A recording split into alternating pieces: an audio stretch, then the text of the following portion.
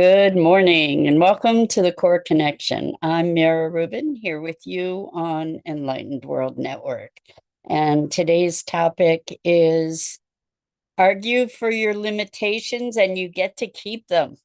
We can spend so much effort justifying and rationalizing limitation. And when we do that, we're creating our reality just as well as when we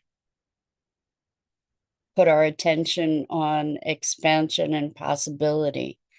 So that's what we're going to discuss today. It should be an interesting conversation. Good morning, Rosalind. Welcome. So good to have you joining us this morning. Before we get started on today's topic, let's just take a minute or two to get present. Let's take a deep breath in through your nose and hold it.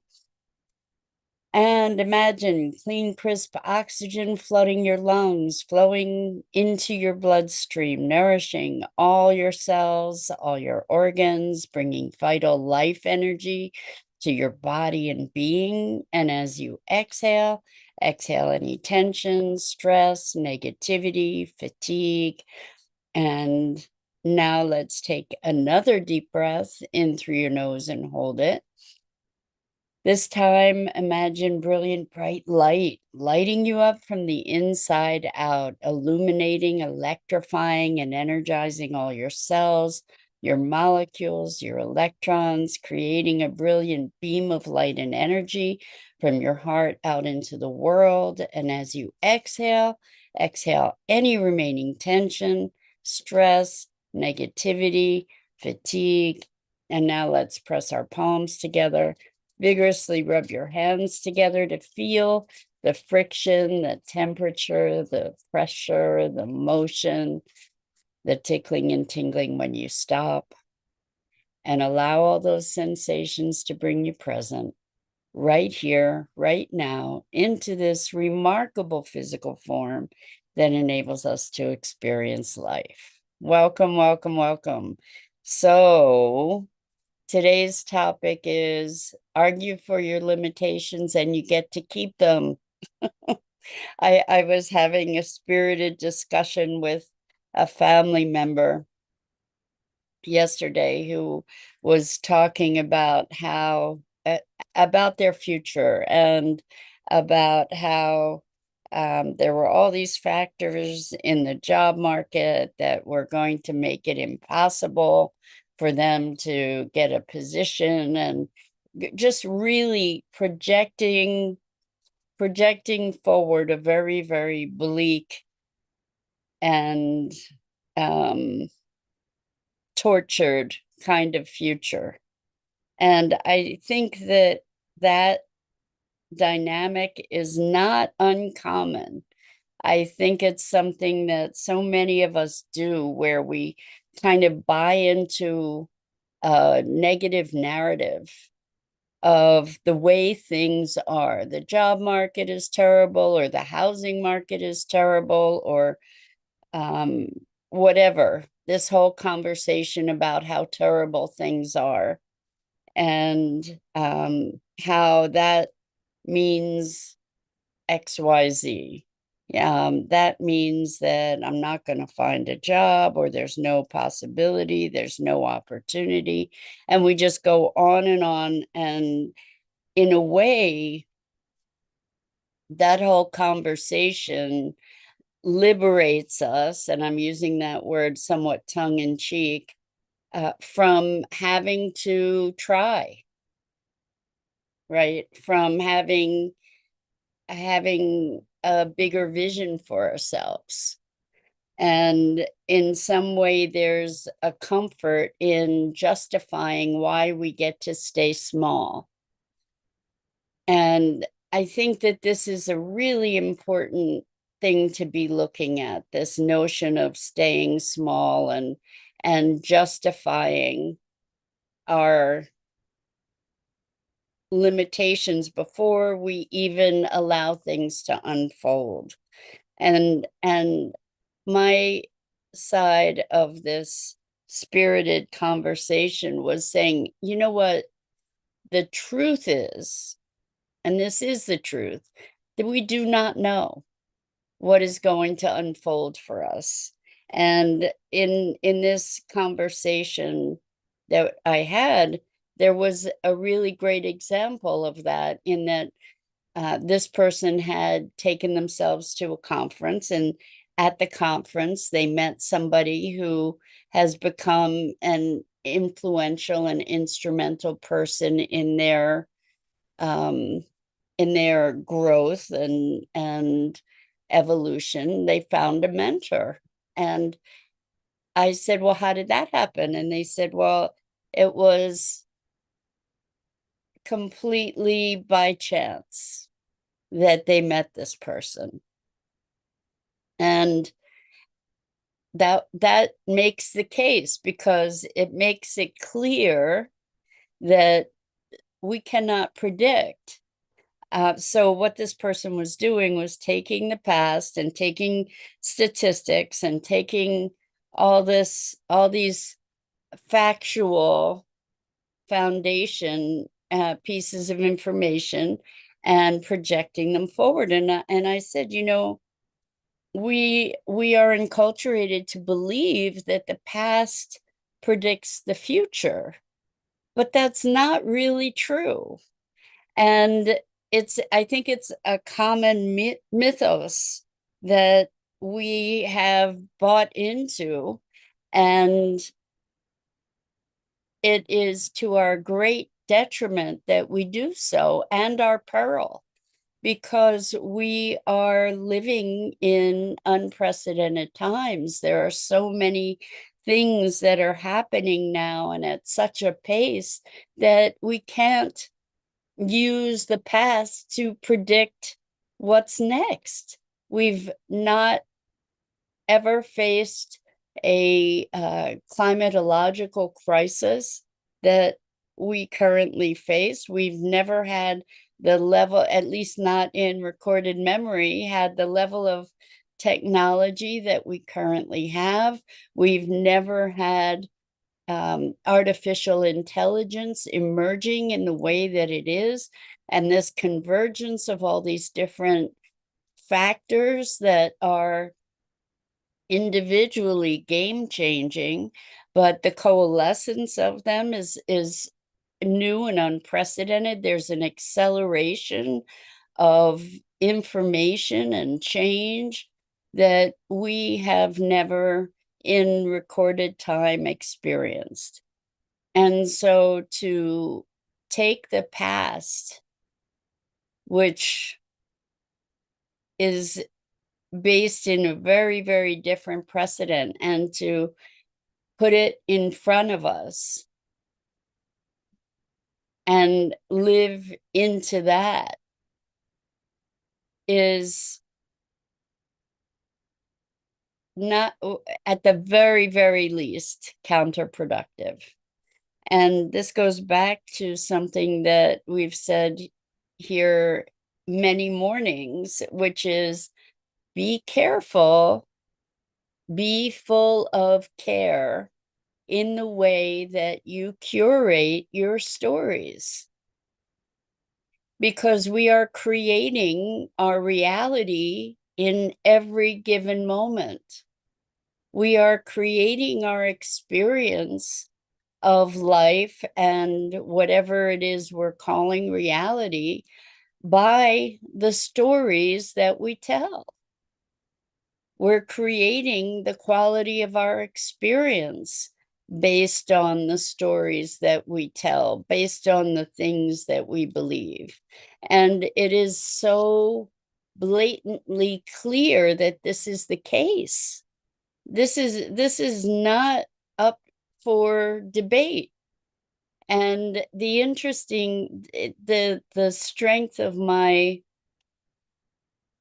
point with this person yesterday was also evidentiary, in that I have done literally thousands of sessions that I have documented with clients, and I have seen transformative change in a heartbeat. In the space of 90 minutes, I have seen transformative change where someone comes in crying and the world's coming to an end, and they leave and they're changed, and their perspective is changed, and their emotional state is changed, and something that had plagued them for their lives is gone. I have seen it over and over and over again. And that defies the predictive model of the past equaling the future. We can bolster the probability of the past equaling the future when we take the past and put it squarely in front of us as a model. That can help us predict the future, because it's a self-fulfilling prophecy. It can be, right? But when we argue for our limitations, when we argue for the past and put it in front of us, then that is a way that we can bolster the likelihood that we will get similar results. And the question is that what we want? Is that what we're willing to settle for? The thing is, things are going to unfold the way they do. The things that are unpredictable are going to reveal themselves. The things that are predictable are going to reveal themselves. And we have a choice about whether we're going to worry our way to whatever happens, or we're going to dance on the way to whatever it is that's going to happen. We have the choice about that.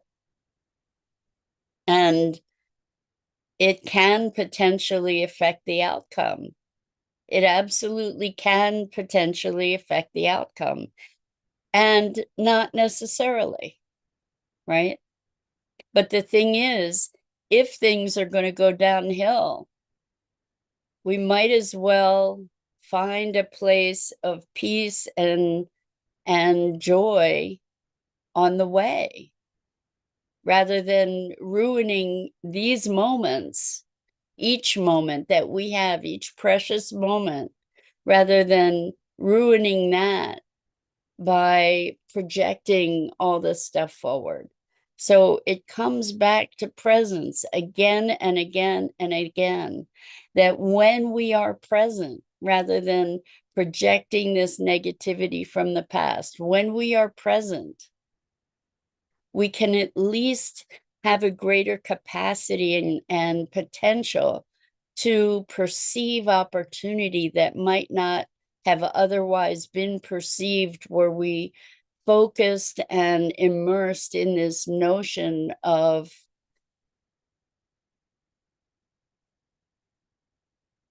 a troubled past being the future.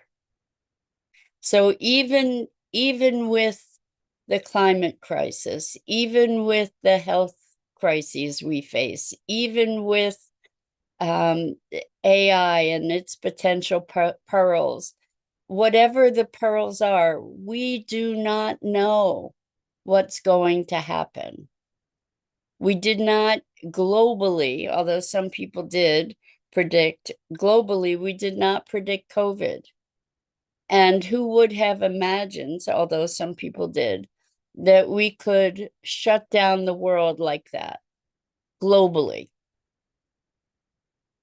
That was, to me, in a backward way, knowing that something like that can happen is one of the most hopeful things I have experienced. And it's hopeful because it is a change that happened in a heartbeat, that was global. And what that means to me is that there is possibility for change.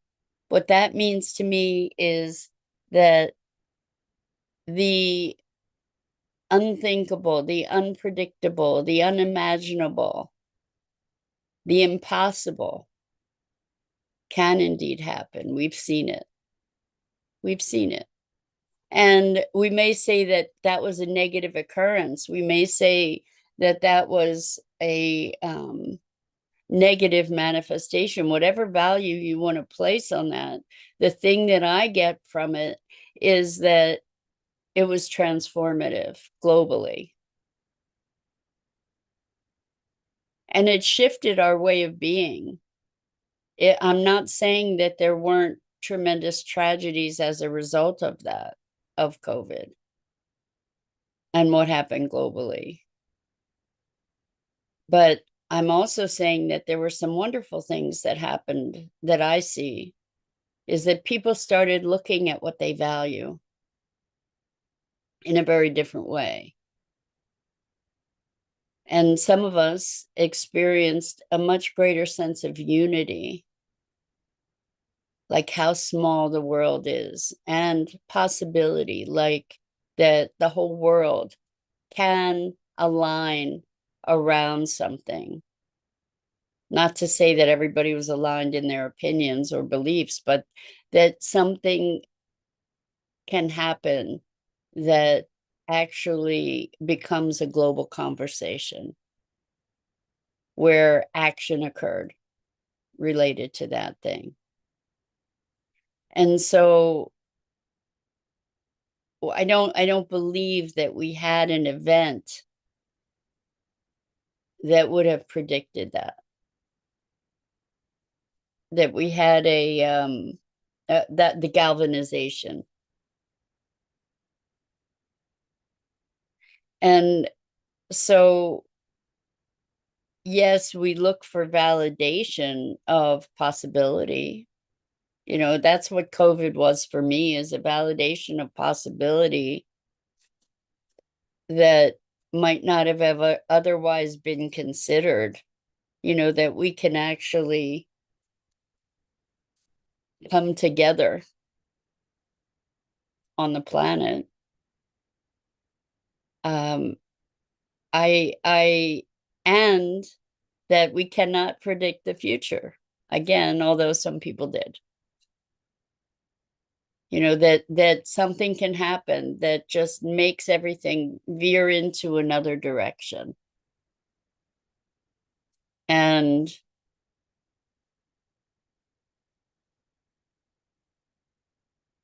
it often happens around crisis. Unfortunately, you know, it'd be lovely to have it happen around something joyful. And that may be possible too. But the point is, we act as though we know what the future is going to bring, and we don't. We truly don't know. Things come out of left field. New technologies emerge. New patterns occur.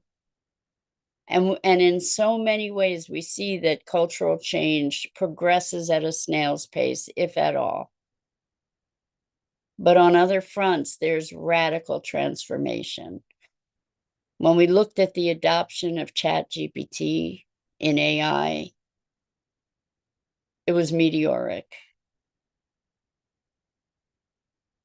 And our conversations around AI have been evolving rapidly, and more and more and more of us are using AI more and more overtly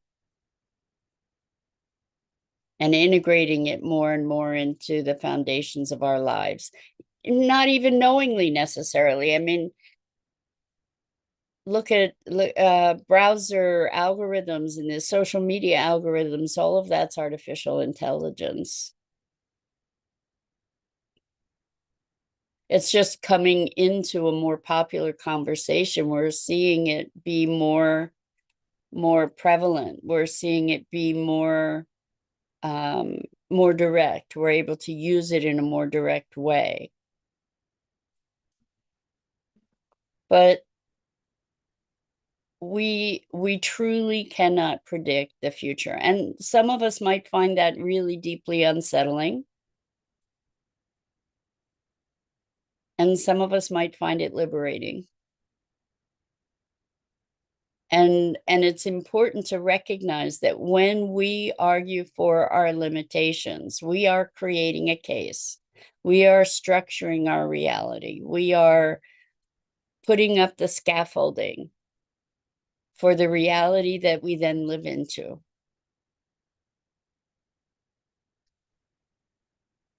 And when we argue for our possibilities, or when we step into our possibilities and potential, we're creating that as well. And so who are you going to be? Are you going to be the one who insists on the bleakness of your future? Or are you going to be the one who opens the door to opportunity and possibility and anticipating that possibility and appreciating life on your way? Opening heart and soul to what's possible, and propagating that.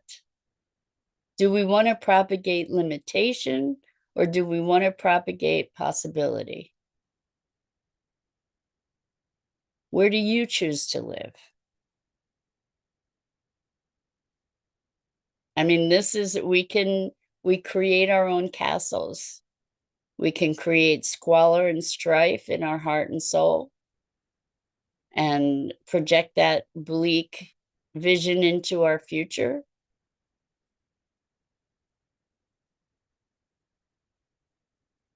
Or we can create beauty and potential and joy and connection and love.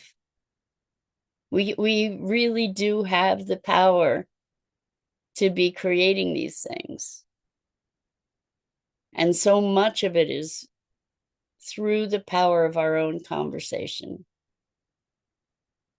I recently adopted a practice that has been transformative, as silly and simple as it may be.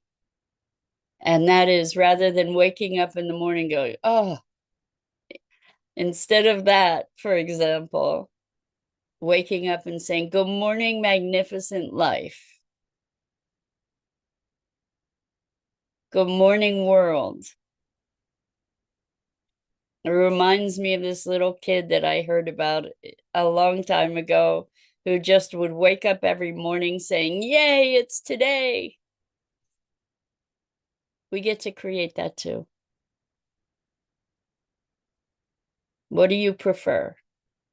What are you choosing on a moment-to-moment basis? What are you choosing? And what are you generating? Because we can create our magnificent life with all kinds of wonderful surprises and gifts and adventures in any moment. Or would you rather argue for your limitations and why you can't do this or you can't do that, or how everybody is this way and everybody is that way, and it's this kind of world and it's just struggle and strife? What do you choose? And what do you choose to create? Because it's there for all of us to do that. That's what we do all the time. We do it all the time. The question is, and actually, we most often do it in a very unconscious way.